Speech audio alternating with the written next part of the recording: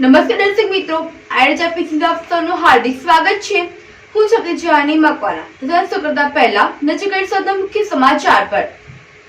ભરૂચ જિલ્લામાં 37 કેસમાં જપ્ત કરાયેલા એમડી ડ્રગ્સના જથ્થાનો વૈજ્ઞાનિક ઢબે નિકાલ કરાયો। ભરૂચ જિલ્લામાં શ્રીજી ઉત્સવનો પ્રારંભ।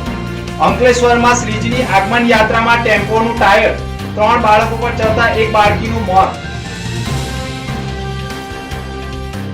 અંકલેશ્વર જીઆઈડીસી વિસ્તારમાં ગણપતિની યાત્રામાં આખલાએ લોકોને અડફેટે લેતા મહિલાઓ ઈજાગ્રસ્ત, સીસીટીવી આવ્યા સામે। આમોદમાં વર્ષોની પરંપરા મુજબ ગણપતિ મંદિરેથી દેશી ઘીના ચૂરમાના લાડુનું પ્રસાદનું વિતરણ કરાયું। ભરૂચના રહાડપોર ગામે પાડોશીઓ વચ્ચે થયેલી બબાલમાં ઈજાગ્રસ્તનું 25 દિવસ બાદ મોત। પોલીસે હત્યાની કલમનો ઉમેરો કરવા સાથે 4ની કરી ધરપકડ। ભરૂચ જિલ્લામાં ડ્રગ્સ ડિસ્પોઝલ કમિટી દ્વારા મોટી કાર્યવાહી હાથ ધરવામાં આવી છે।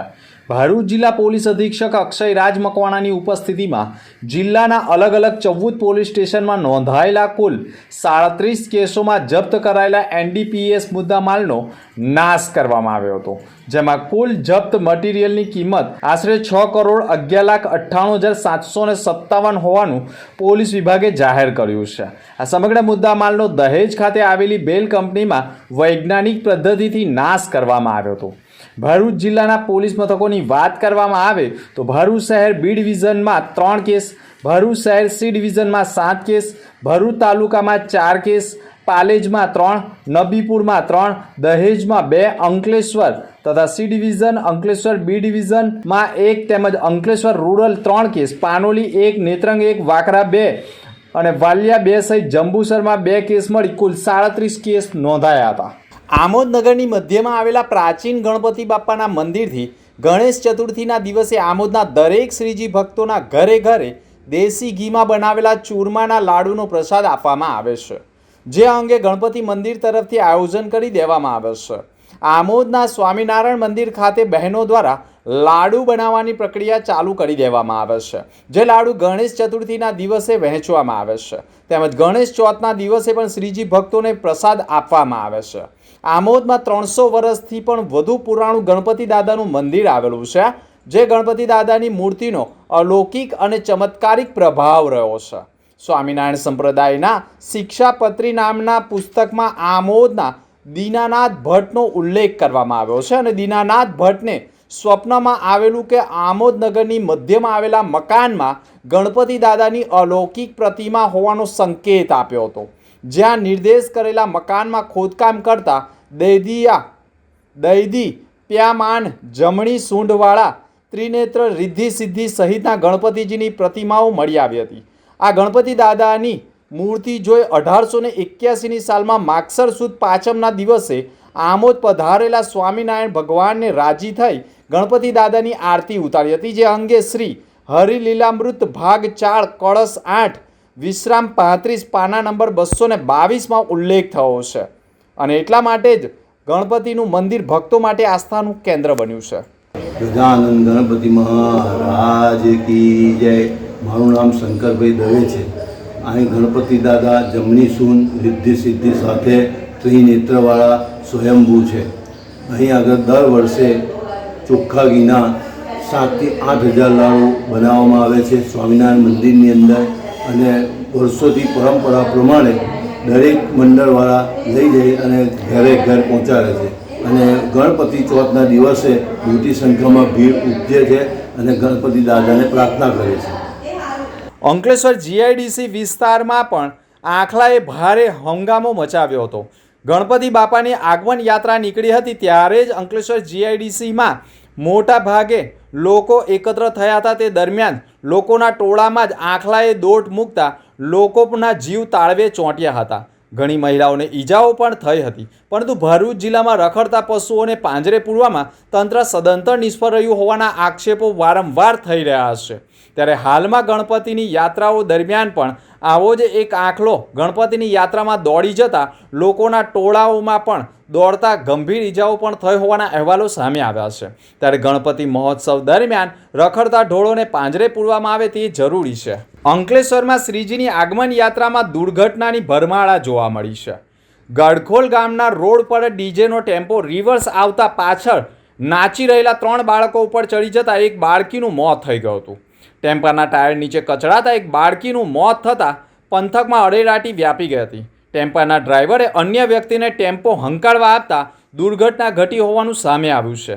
જો કે ગણપતિની યાત્રામાં દુર્ઘટના બનતા લોકોએ દોડતા થઈ ગયા હતા અને હોસ્પિટલમાં સારવાર અર્થે લઈ ગયા હતા, જેમાં એકનું મોત થઈ ગયું હતું। અંકલેશ્વર સ્થિત નિણાંતનગર સોસાયટીના સોલંકી પરિવાર દ્વારા ઇકો ફ્રેન્ડલી ગણેશજીની પ્રતિમાનું સ્થાપન કરાવ્યું છે। ભાદરવા સુદ ચોથના દિવસે સમગ્ર ભારત દેશમાં ગણેશજી મૂર્તિની સ્થાપના કરી તહેવારની ઉજવણી કરવામાં આવે છે।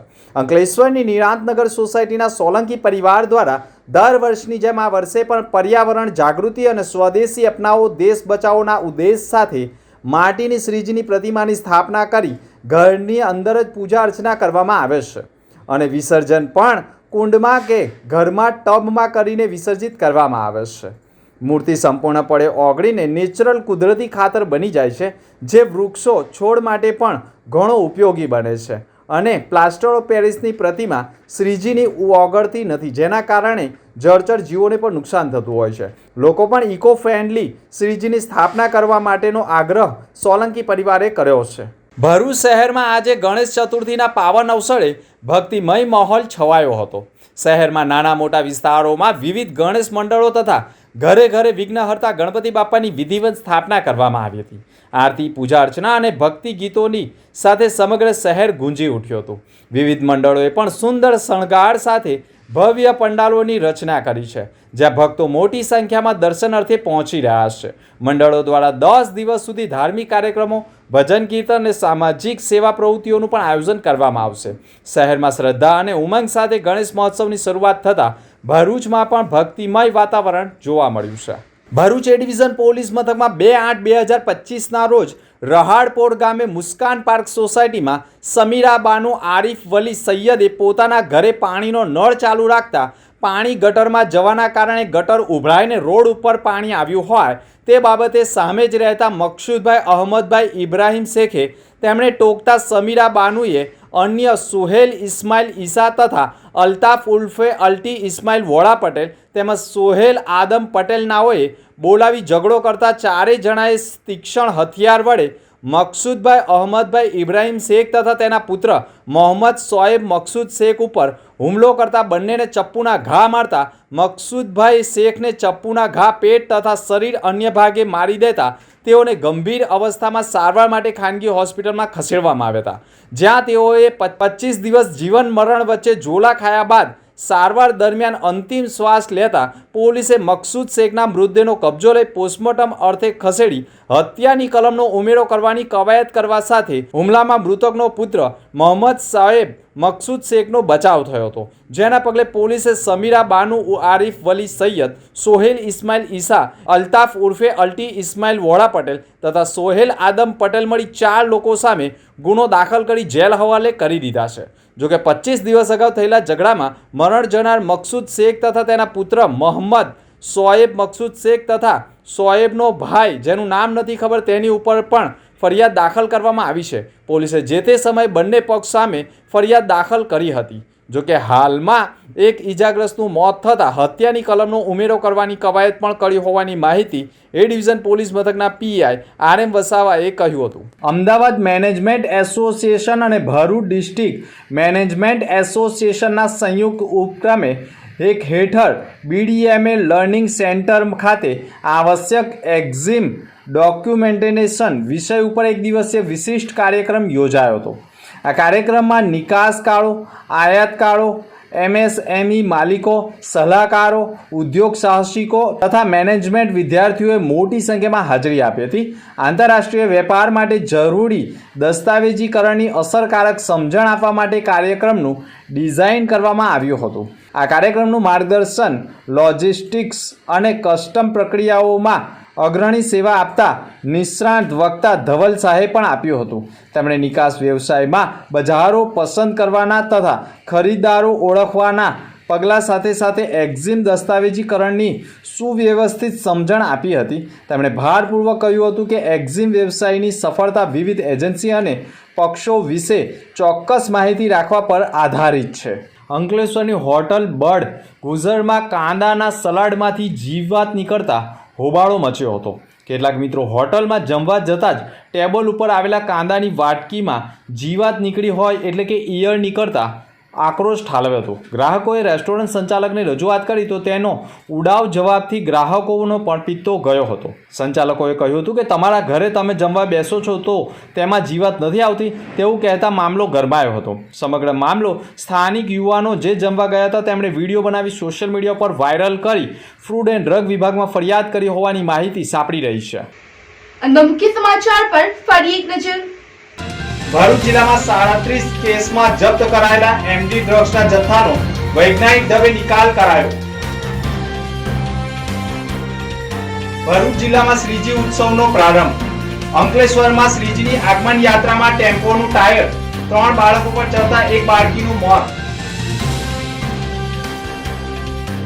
અંકલેશ્વર જીઆઈડીસી વિસ્તારમાં ગણપતિની યાત્રામાં આખલાએ લોકોને અડફેટે લેતા મહિલાઓ ઈજાગ્રસ્ત. સીસીટીવી આવ્યા સામે.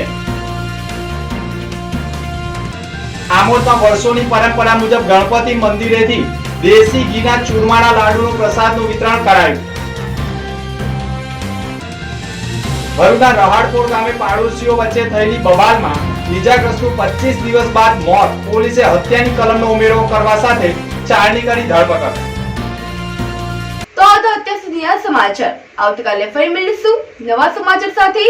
નમસ્કાર.